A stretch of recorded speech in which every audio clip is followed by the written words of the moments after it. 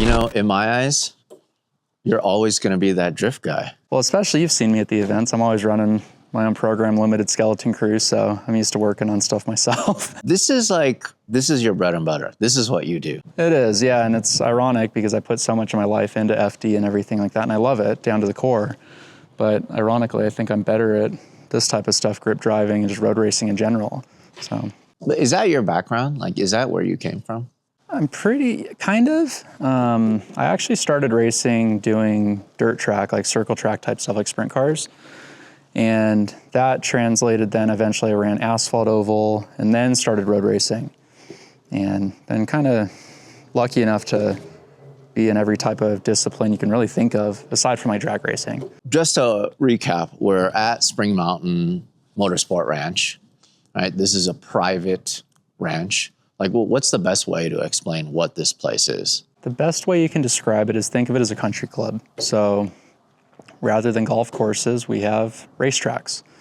So currently approaching 10 miles of continuous track, longest track in North America. With the future expansions, we're looking at closing it up closer to 13 miles. With that, with the membership, guarantees you at least 16 days of track time a month, access to all the other amenities. So aside from the tracks, clubhouse, the houses around the property, the new lake areas getting redone.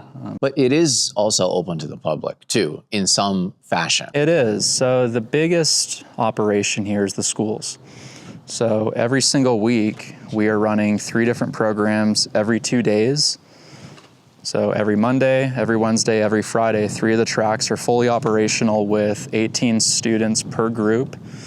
Majority of those are Corvette drivers. So anyone that buys a 8th generation Corvette can come out here, do a 2-day program with us, driving our cars, controlled environment, of course, getting a lot of track time, learning about the car. And that's the biggest thing, is inform the driver about what the vehicle they purchased is. We do the same thing with Cadillac. That is a fully subsidized program with the Blackwing model cars. We're right at about 10,000 students per year that are coming through the schools, between the Corvettes being probably 90 to 95% of that, and then the Cadillacs making up the remainder. And then we also do the Radical programs. That's what we did today. That's exactly what we did today. And we have 2 levels of the Radical schools.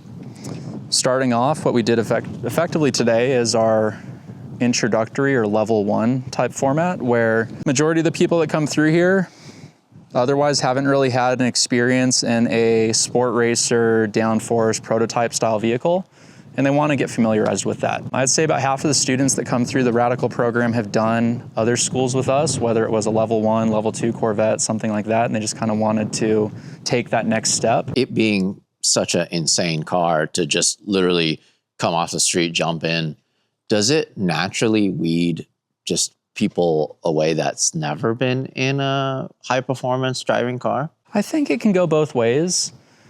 Yes, and then a lot of people they'll underestimate the car because they look at the spec sheet and they fail to think about the power-to-weight ratios. Even though the car doesn't make a ton of horsepower, it's relatively light.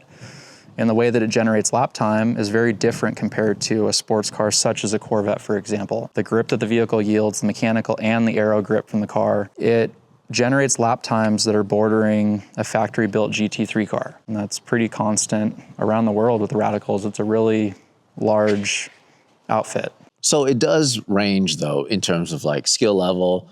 Like, for example, how much experience do you think one needs to sign up for this class? Technically none. I do think with some experience, you'll have a lot more confidence in the car.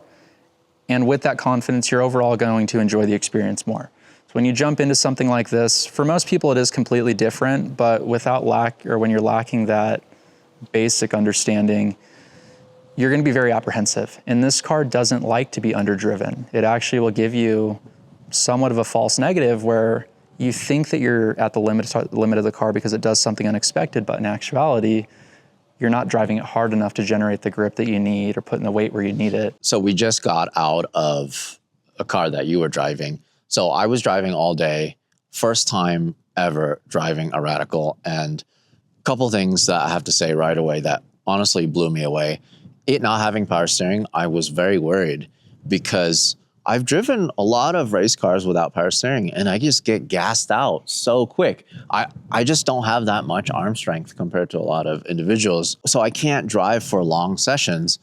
But the thing that really surprised me right away was how easy it was to steer this. Really, like for how much downforce it's making and how fast it's cornering and how many G's we're pulling, it was easy. With that said, I've just never driven anything like this. It's like a precision instrument. It's just so tight in every way. The initial turn-in is unbelievable. It's definitely an experience, and it's worth, if any of you guys want to drive this, I think it's worth checking out, because this is pretty much like a one-stop shop. This is one of my favorite parts about Spring Mountain. I've been coming here, believe it or not, this is gonna date me. I've been coming here since 2008. Wow, that beats me, yeah. With that said, when I say one-stop shop, I'm staying here this weekend, right? I'm staying in the condos, and it's more like an apartment than anything else. It's not really like a hotel room. You have washing machines. You have, mine at least has 2 bathrooms, which is insane. Yeah. Like, why would you need 2 bathrooms? Also, there's a restaurant on site. It is like a full-fledged car nerd playground. And now there's even a go-kart track. Yeah, so yeah, the go-kart track, fully operational now for the last few months. And the way you put it is perfectly describes the place, as it is that ultimate one-stop shop. As we try to cater to an elite clientele when they're here, give them every reason to stay. Everyone that comes here generally is in a good mood. They're having fun, especially the members. This is their vacation.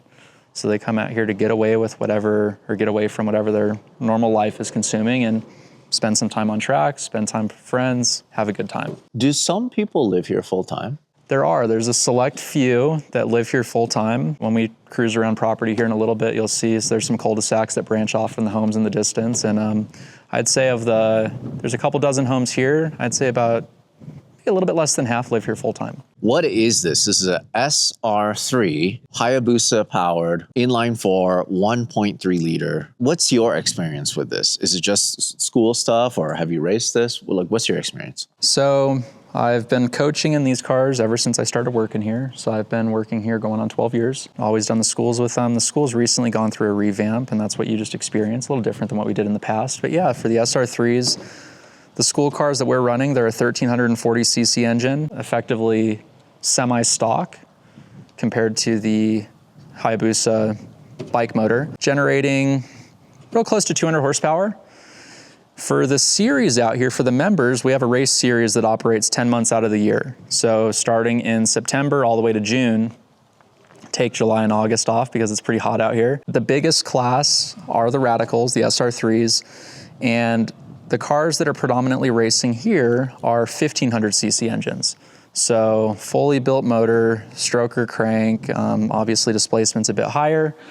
Those cars are close to 30 horsepower more than this, which for the numbers that we're used to with Formula Drift, 30 horsepower is negligible. But when you factor that into the overall weight and scale of this car being sub 1,500 pounds with driver, it's very effective. So on the configuration that we ran today, a 1500cc Radical, every straightaway you'll be 5 to 8 mile per hour faster. And that translates to a 1.5 seconds or so lap time wise quicker. This sounds great, high RPM. Yep. But it sounds even better when it's just induction noise, when you're like just getting out of the pits. You know, in first, second gear, and you floor it when it's low RPM, that suction noise is intoxicating.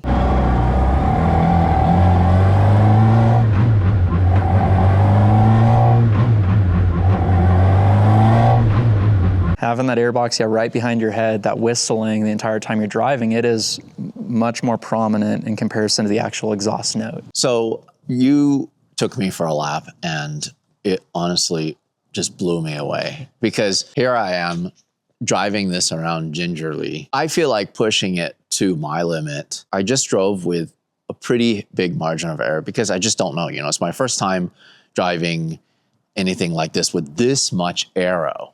Right, that's the difference. Because, yeah, the mechanical grip thing, I race a cardboard box, essentially, right?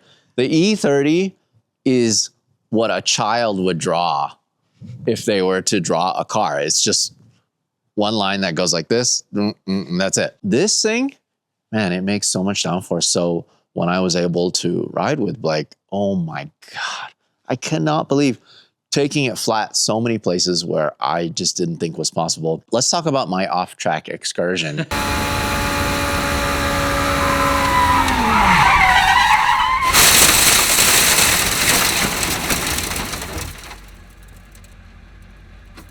When I went off turn 8, which is like this huge left sweeper, I was pretty apprehensive with pushing it more and more because I just didn't understand the limit. I just didn't know where the limit of the car was. And it's really hard to read because this just doesn't have body roll. Exactly. The car is much more knife edge in comparison to a sports car. And the more you drive it, you get much more in tune with that. And then you also get a lot more comfortable with making micro adjustments. So we talked about testing limit a little bit, feeling out where the limitation of front grip is and if the car responds.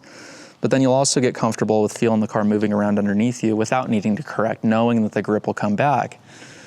In the situation where you went off, it was kind of a perfect storm of small factors that left independent wouldn't have translated to anything, but it all happened at once. The biggest thing that we've been kind of working around all day today is the wind. We've had a sustained 15 to 20 mile per hour wind in the same direction the entire day, but with a car that is so reliant on the air and the downforce that it produces, when you start changing that with a decent percentage, that is going to absolutely affect the way the car drives. And I'm a firm believer in the case of where you went off, because we looked at the data a lap prior, you did virtually the identical thing. Steering trace was identical, speed, release of throttle, line was almost identical within the foot. One lap you made it completely fine, the next lap we went backwards at 90 mile an hour. I have a heavy feeling that it was just a random gust. When you're leaning on these cars going quickly, it doesn't take a big variable for that car to get away from you or step out. And like we talked about when we looked at the video and the data, you weren't going slow. You weren't at the absolute limit of the car, but you were close enough. I knew that with these kind of cars, there's just a certain way you have to drive, right? Because there's not so much leeway in terms of being able to lift all that fast or abruptly brake or, make dumb choices. Right. In a lot of cars, when you're at the limit, you can still do drastic things to just even get it to change directions, right? A corner such as that is you were close enough to that limit there when sporadically you have this extra imaginary force kind of pushing the car from one direction, something's got to give. And the other factors that kind of came into play with that, line a little shallow, just got in a little bit earlier, especially when you saw how I arced it in there. It was a little different. Remember this morning we talked about that little compression in the track, so you kind of hit that compression at the same point where you peaked your steering, at the same point that the wind pushed the car from the side, and we felt the result. That's not uncommon. There's been times during the races here where I've been up in the tower spotting and I've seen 3 cars go off following each other into turn 9 because they had a tailwind and they just didn't feel it. And that was a lack of overall platform downforce, but the effect is the same as the car. It doesn't take a lot for it to fall into a more volatile state. Thank you so much for providing such excellent instruction. This was so much fun. This was really eye-opening. I cannot wait to come back to do more schools. Maybe I'll do the Corvette school. I think that would be kind of cool because overall, I'm playing tourist. I'm trying to get as much seat time as possible in as many different cars as possible just to improve my driving skill. Yeah. And I don't know if this will help me overall, but at least I know what it's like to drive something like this. It definitely helps. And driving everything you can, in my opinion, I'm a firm believer of that, is drive everything you can, get as much experience in every type of car as you can, because it all affects itself. Like I'm absolutely not drifting these things, but my comfortability with the car being sideways, I'm much more comfortable pushing this car where knowing that if it does start to step out, I have a much better chance of saving it. Capping things, if you did want to, when you come back, aside from the program that you're doing now, we have our advanced school for the radicals as well, which it's kind of an alumni type program where you've had to have gone through this. You have to get kind of an approval from myself to, hey, do you remember Larry that came out? How did he do? Do you think he'll be a good fit for the advanced program? With the advanced radical school, we expand the track. So we add the northern extension, which gives you a couple longer straightaways, some more high-speed blind rises with a lot of commitment, a lot of trust.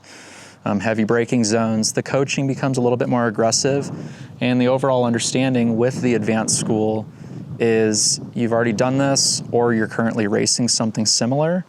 So we hit the track first thing, track data, really trying to find those little adjustments and little increments. Yeah, I think that the biggest surprise for me in terms of like the instruction that you guys are providing is the fact that we literally had maybe 30 minutes of classroom time before we hit the track. Then we did 3 laps in a van with all of us, you pointing out certain corners, showing us the track.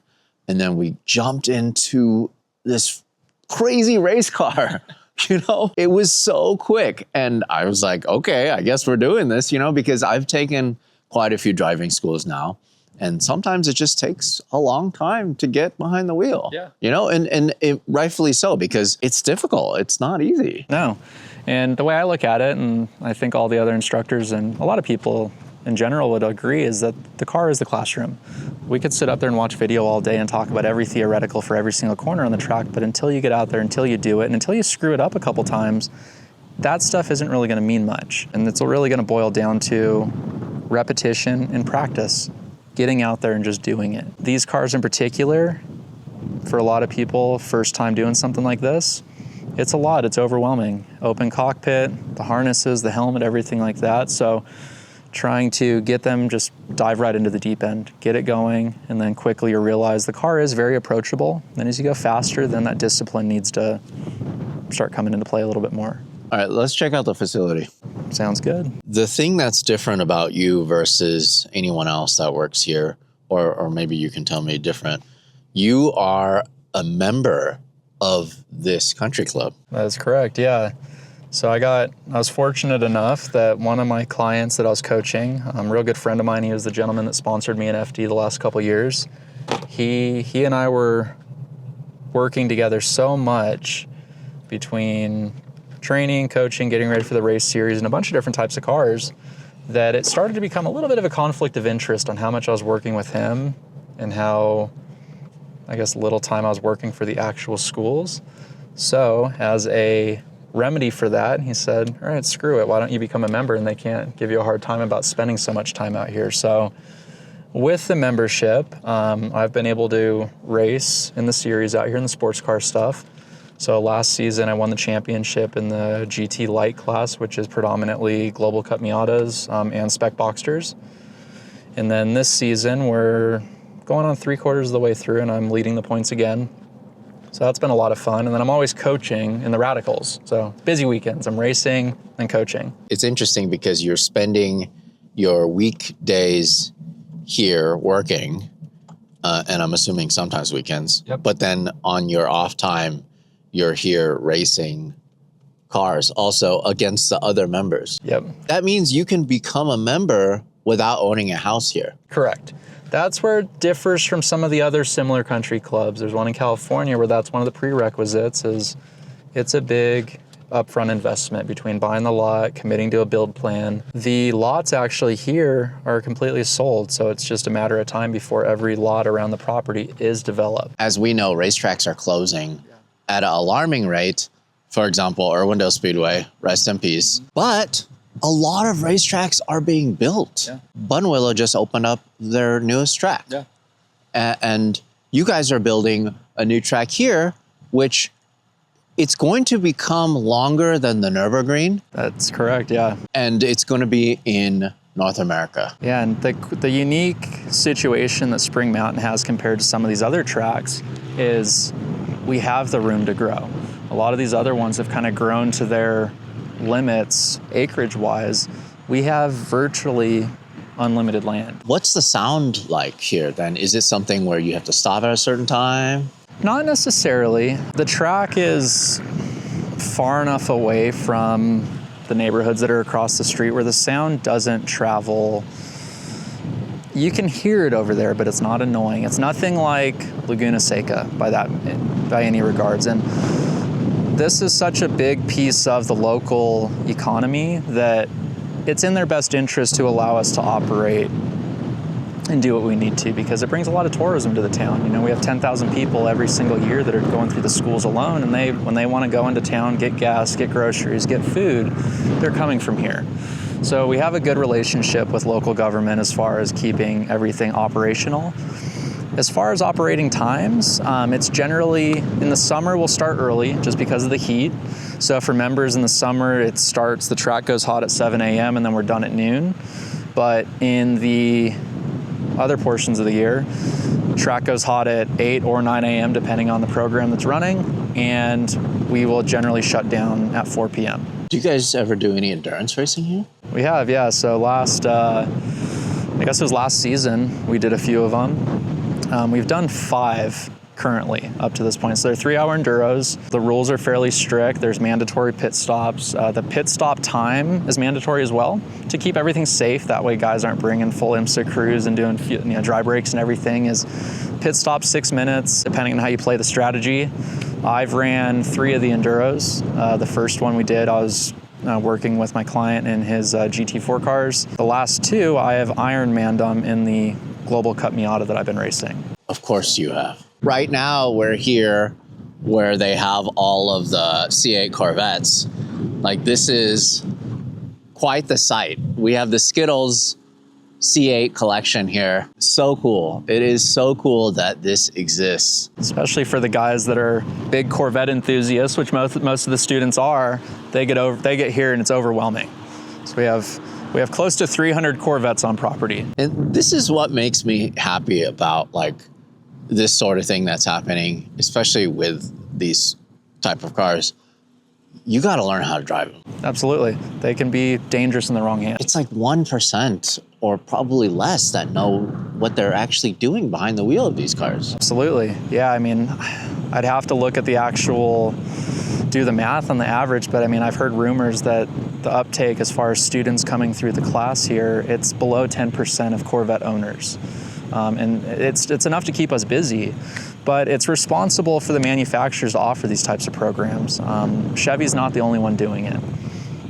And we've had the joint partnership with Chevrolet, starting with the C6 ZR1, that was a very bespoke, very wild car for the time. Back, 2009, we're creeping up almost 20 years ago.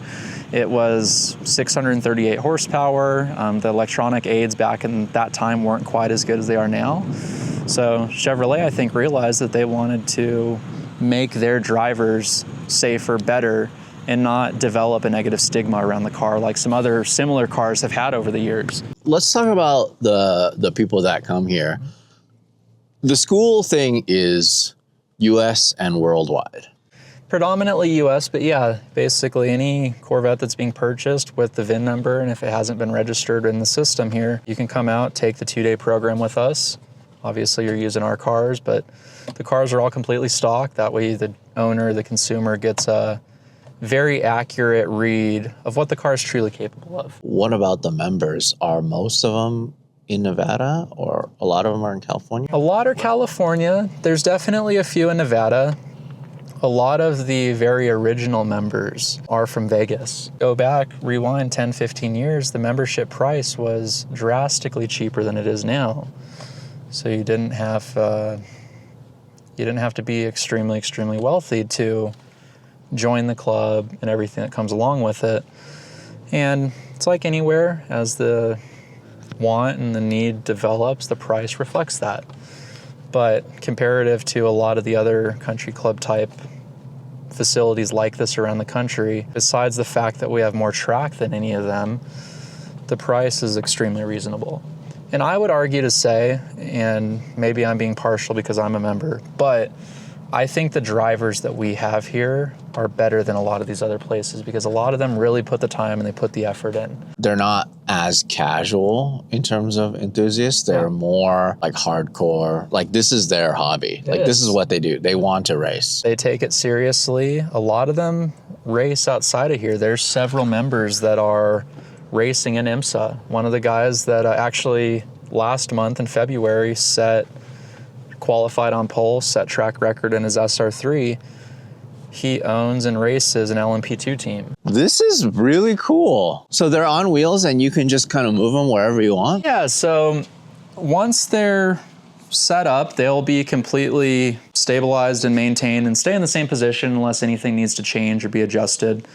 But yeah, let's try to make everything as comfortable for whether it's the student, the members, whoever's staying in these. So kind of a cozy home away from home, if you will. This is really cool. Wow. I wouldn't have guessed that, like, if I looked out this way with this view, it doesn't look like this little hut. Right. Outside, it's unsuspecting, looks borderline travel trailer, and you get inside and it's comfortable, it's cozy. The views from these big expansive windows are That is neat. That's really cool. Nice little trackside view here. Who wouldn't want to wake up to this view? All right, so these are the Cadillacs. CT5 and CT4 Blackwings. Yeah. You guys probably don't remember this, but I actually helped the Cadillac folks launch that car here. That was a while back, but that was such a cool program to be part of. There's other stuff here too. Tiki Bar. Yeah, so Tiki Bar, this will end up eventually becoming one of the main check-in points for the schools. So a different access road to kind of open up and have multiple entry points to the property. A few pickleball courts. This will be completely grassed in eventually, and then this will overview the lake that they're just finishing up. So what is this lake for? Just think of it as a bigger swimming pool, a little bit deeper, paddle boarding, that kind of stuff. And then, so where is the go-kart track? So it's right up this road here to the left. The newest track here. Yeah, so the intention here is, again, to be able to run and have the cars, have a track that can cater to pro-level kart racing. It's so clean. It looks immaculate. Have you turned a lap on this track yet? I have, yeah. I ran one of my, a friend of mine's, it was a 125 non-shifter, it was a tag cart, and it was fast. The gearing was completely wrong in the cart, but even with it being wrong, I was pretty much at rev limiter right out of this corner leading onto the straight at 70 mile an hour. So the 125 shifter carts are going a little over 80 into turn one heading this direction. A lot of elevation change because it's been built into the natural terrain here. So with the downslope of the mountain with the fall line, the track itself is modeled very similar to the old X-Plex, which was a very popular track in Vegas, which is torn up now. A lot of people liked that track, a lot of people missed that track, and when they announced that they were going to be taking a lot of features from it, just scaling it up a little bit, there was a lot of excitement. And it's been very positive. There's been a lot of kids, which is really cool, as there's been a lot of younger drivers putting the time in, grinding their teeth, and really mastering the craft. That's cool. Well, thanks for showing us the facility. Next time, hopefully we can check out some of the collections and some of the houses. Yeah. And then hopefully next time I can drive something else, or maybe get a couple more laps in the Radical. Yeah, no, definitely. No, we'll be here for sure. Awesome.